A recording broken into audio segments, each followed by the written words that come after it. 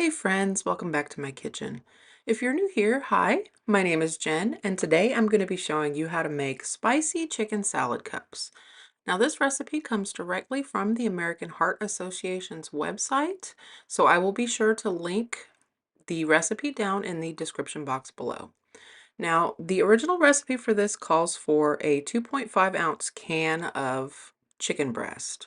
I didn't have any canned chicken breast or home canned chicken breast, so I cheated a little bit and I picked up a rotisserie chicken from Kroger just to save myself a little bit of time.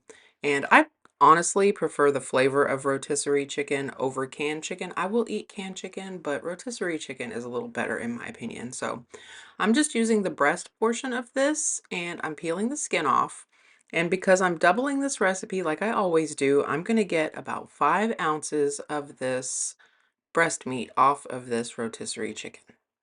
And buying rotisserie chicken for me serves a couple of purposes. I can eat a few meals off of this particular chicken, and then any of the bones or skin or anything I have left over, I put into a bag into the freezer, and I use that later to make and can chicken broth. So definitely save your bones if you're using rotisserie chicken.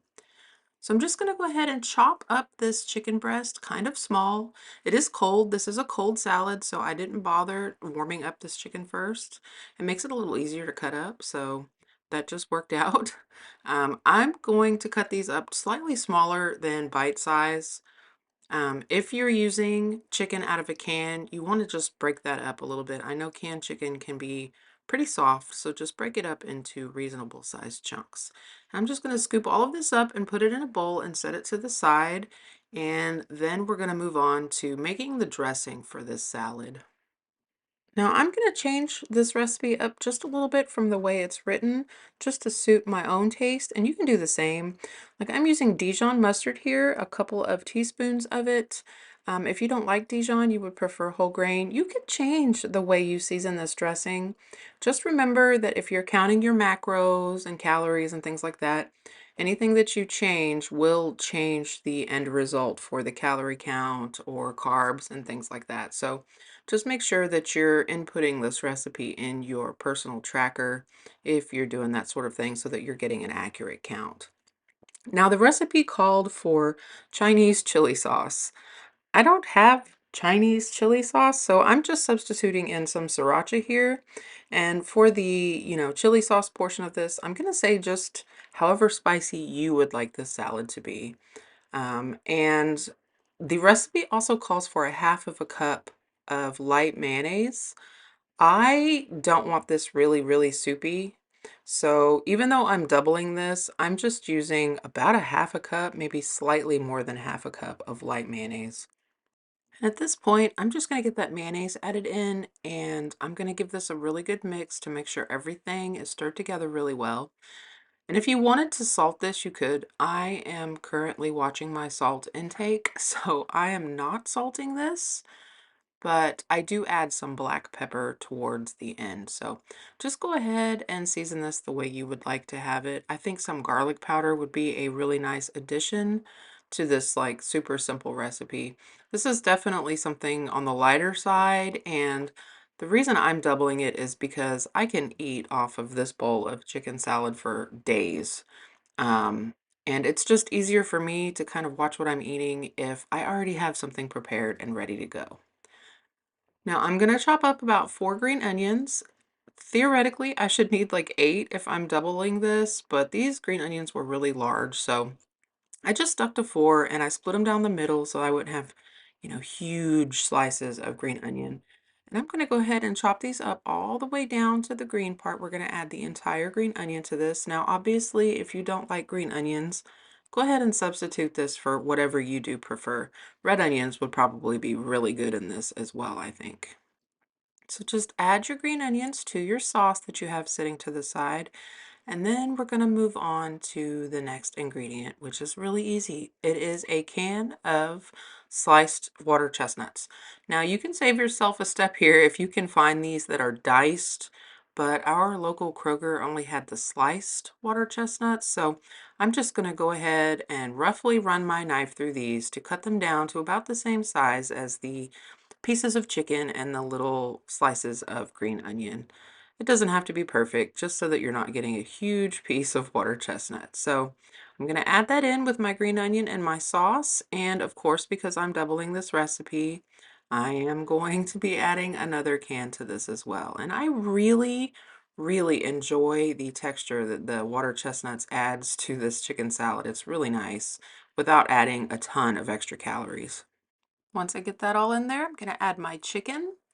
And then I'm gonna move on to some lime juice. Now, if you have fresh limes, go ahead and squeeze a fresh lime in here. All I have is the bottled stuff, so I'm just gonna use that. And I'm gonna add a couple of spoonfuls of lime juice in here. I know I really enjoy lime juice, so measuring it exactly wasn't that huge of a deal, but if you're more particular, go ahead and measure it or just, use a half to a whole fresh lime. Now, for this recipe, you can use cashews, walnuts, almonds. I chose almonds and I had some leftover sliced almonds in the pantry because almonds have less calories and less carbs than cashews. Cashews probably would have been very tasty in this salad. I am not even going to fib to you, but watching what I eat and minding my health, almonds were the better choice for this. So I'm just going to put a couple of spoonfuls of these sliced almonds in with this salad. And then I'm going to add about 1/4 of a teaspoon of black pepper. As I said before, I'm not salting this. You can if you'd like to. And then because I like super spicy, I am going to go ahead and add some red pepper flakes to this. This was not in the original recipe, but sriracha is nice, but I really like it spicy. So, you know, make this to your taste. I'm going to give this a really good mix to make sure everything's combined, that the dressing is on everything. And all that's left for me to do is just put a lid on this and stick it in the fridge. Now, I made this kind of earlier in the day and I wasn't ready to eat this for dinner yet, so I just let this hang out in the refrigerator and chill. And then, when I got ready to eat dinner, it was as simple as just pulling this out of the fridge and putting it together. So I will go ahead and show you what it looked like when I decided that I was ready to eat dinner. I have some really beautiful Bibb lettuce, but if you don't have access to Bibb lettuce or, they don't carry it at your grocery store, you can just use romaine or even iceberg if you prefer that. It doesn't really matter. This is just a conduit to get the chicken salad to your mouth. And I'm basically just going to put a couple of tablespoons of this chicken salad in each one of these lettuce leaves. Now, the original recipe, a serving size is 2 of these little lettuce cups. I'm having 3. I did not eat very much this day. And they are surprisingly filling. Between the protein from the chicken and the nuts and the water chestnuts, it was very filling and satisfying. So I'm going to top these with a little dried parsley, and I'm having them with some beautiful cherry tomatoes, and that is my dinner. And as I said before, it's just so much easier to eat right when you have something prepared and ready to go when you do get hungry.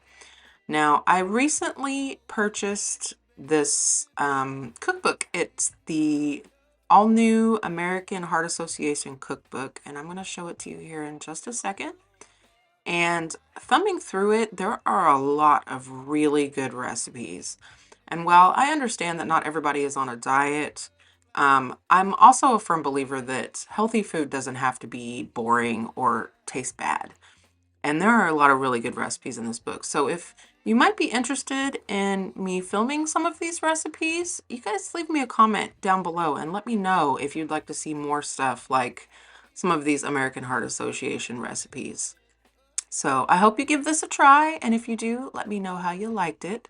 And until next time, friends, happy cooking.